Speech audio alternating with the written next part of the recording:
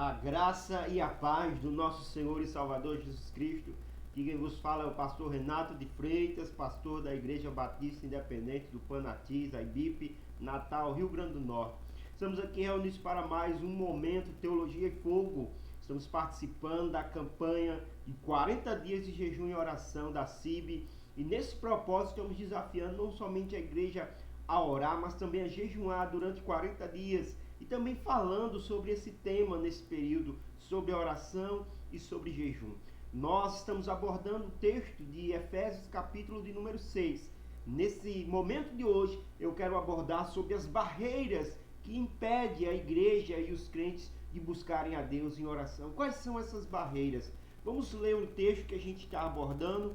Bendito seja o nome do Senhor. A palavra de Deus nos diz em Efésios, capítulo de número 6, versículo de número 12: porque não temos que lutar contra carne e sangue, mas sim contra principados, contra potestades, contra os príncipes das trevas desse século, contra hostes espirituais da maldade nos lugares celestiais.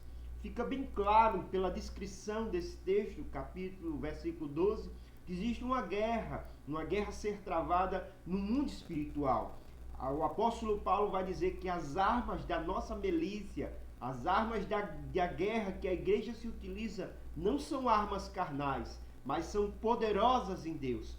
A oração, portanto, é uma dessas esferas, dessas armas que a igreja se apropria para combater o bom combate da fé. Agora, diante dessa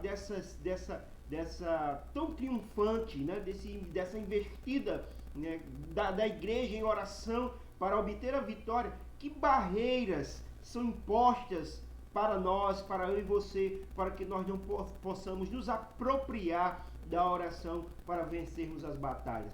Porque existem algumas barreiras e o texto nos coloca que essas barreiras, elas vêm do inimigo, porque a nossa luta não é contra a carne, não é contra o sangue, mas é contra principados e potestades. Então, o primeiro agente que gera a igreja e que leva a igreja aos crentes a não orar é o diabo, né? O diabo age de maneira sorrateira na mente dos crentes, né? Quantas e quantas vezes, né, já veio na minha e na sua mente aquele desejo, né, aquela fala, aquela voz dizendo assim: por que você vai orar? Para que você vai orar? Quantas vezes você já orou e Deus não te respondeu, né? Não adianta orar. Na verdade, essas são as vozes do inferno. Essas são os dados inflamados do maligno que o texto fala, né? Mas nós temos que repreender esses dados, essas flechas, pelo escudo da fé, né? Nos apropriando desse escudo por meio da oração. Um segundo inimigo, né, que causa também barreiras às nossas orações, são as distrações.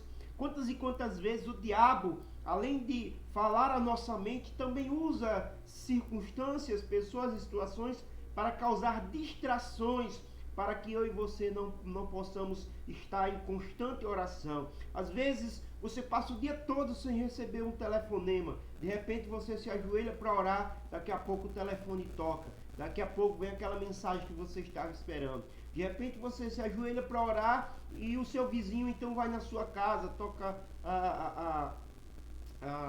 toca campainha, né? Ou então liga. Então a gente vê que de perto e de longe o diabo usa coisas para nos tirar a concentração da oração. Quantas vezes nós estamos ali naquele momento e é um cachorro que começa a latir, é um veículo que passa na rua, né, que chama a nossa atenção, e às vezes são pensamentos, quando você se ajoelha, quando nós nos ajoelhamos para orar, que vem os pensamentos diversos, né, tirando o foco daquele momento tão importante. Então cuidado também com as distrações. Uma terceira barreira que também, né, causa um grande prejuízo nesse momento da oração é quando nós não vigiamos em oração. Quantas e quantas vezes nós pedimos algo a Deus e ao terminar aquela oração nós não vigiamos aquilo que pedimos e vem as sementes do diabo, né, querer roubar a nossa fé e aquilo que depositamos nas mãos do Senhor. Quando oramos, entregamos as nossas petições ao Senhor, entregamos e confiamos nele, e aí vem a desconfiança, vem a incredulidade. Por isso que temos que fazer como Abacuque. Abacuque, ele orou e vigiou, né? Ele orou a Deus e disse: por-me-ei em torre de vigia, né? Esperarei, né? Até que o Senhor se levante com a resposta. Eu vou esperar no Senhor, vou confiar no Senhor. Cuidado, porque muitas vezes oramos e não perseveramos, não vigiamos em oração.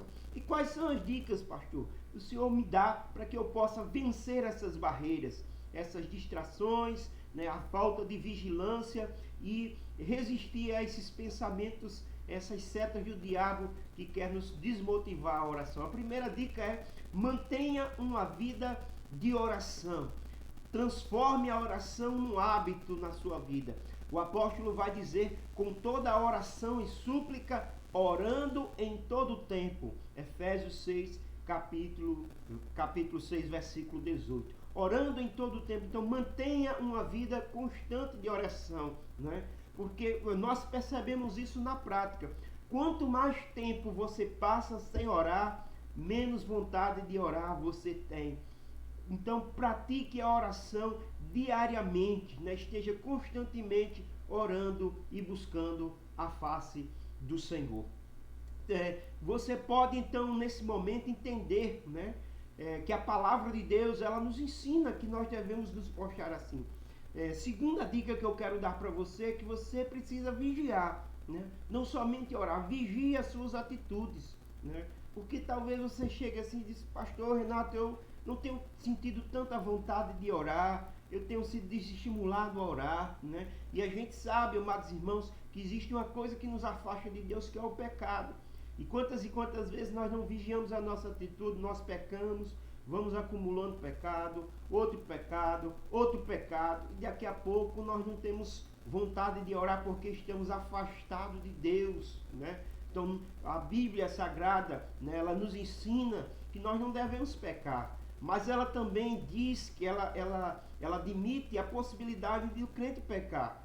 Então ela ensina o que fazer quando o crente peca. Não é acumular, não é esconder, é tratar, né?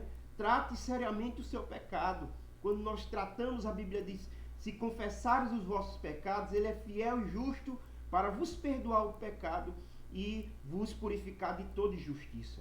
Então, quando muitas vezes, pastor, eu não tenho vontade de orar, talvez você esteja vivendo uma vida de acúmulo de pecado, e geralmente isso vai fazer com que você realmente não tenha o menor ânimo, o menor desejo de estar com Deus.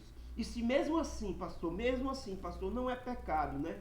Eu tenho mantido, muitas vezes tenho tentado manter uma vida constante de oração, né? Pastor, muitas vezes eu tenho tentado vigiar minhas atitudes, mas mesmo assim eu não tenho vontade de orar, não tenho desejo de orar. Então você precisa pedir a Deus que trabalhe no seu coração a conversão, porque quem sabe você ainda não nasceu de novo. Porque todo crente verdadeiro, uma vez salvo por Cristo, ele quer orar. Mas uma vez que você ainda não foi transformado por Cristo, uma vez que você ainda é a velha criatura, lembremos, ela é inimigo de Deus por natureza. Ela se inclina para as coisas do pecado e do mundo, né? Ela é inimiga das coisas de Deus. Ela não se volta para Deus, né, de maneira amigável, mas ela faz o contraponto às coisas de Deus. Então analise a sua vida nesse ponto. E se esse é o caso, peça a Deus para lhe regenerar e trazer a salvação sobre a sua vida. Eu quero terminar fazendo essa pergunta taxativa e que somente você pode responder para Deus. Como vai a sua vida de oração?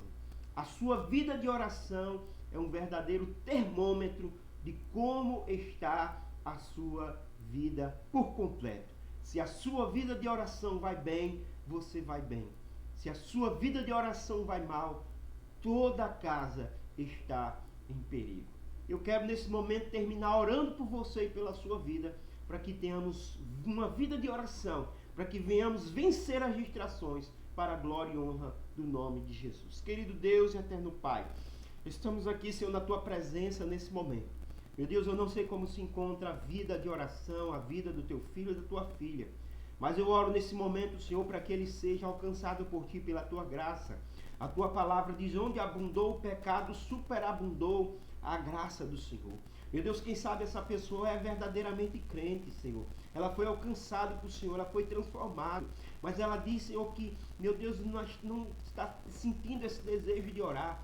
Quem sabe, meu Deus, porque tem entristecido teu Espírito Santo por meio de pecados acumulados. Mas eu te peço que nessa noite, nesse momento, o Senhor dê um golpe mortal, Senhor, meu Pai, nessa situação, Pai. O Senhor venha colocar por terra, meu Deus, todo o engano, toda a prisão, toda a barreira, tudo isso que tem prendido a tua filha, o teu filho, de fluir na oração, de fluir na intercessão, Pai, de ter o desejo de estar com o Senhor, de construir essa relação, meu Deus, que todo o mal, meu Deus, que todo aquilo que tem, meu Deus, ó Deus, entristecido, que tem desanimado o teu filho, caia por terra, no nome de Jesus, Pai, que ele possa fluir, Senhor, que ele possa, meu Deus, ó Deus, nesse momento, Pai, glorificar o teu nome, porque sentiu, Pai, a tua presença, a tua glória, e retomar uma caminhada de oração para glorificar e exaltar o teu nome, no nome de Jesus. Amém. Que Deus te abençoe, meu irmão, que Deus te abençoe, minha irmã. Até o próximo programa Momento Teologia e Fogo. Não se esqueça de compartilhar este vídeo, de deixar o seu like e também deixar o seu pedido aqui nos comentários. Nós estamos anotando esses pedidos e vamos estar orando por ele no nosso caderno de oração. Deus te abençoe, fica com Deus e até a próxima.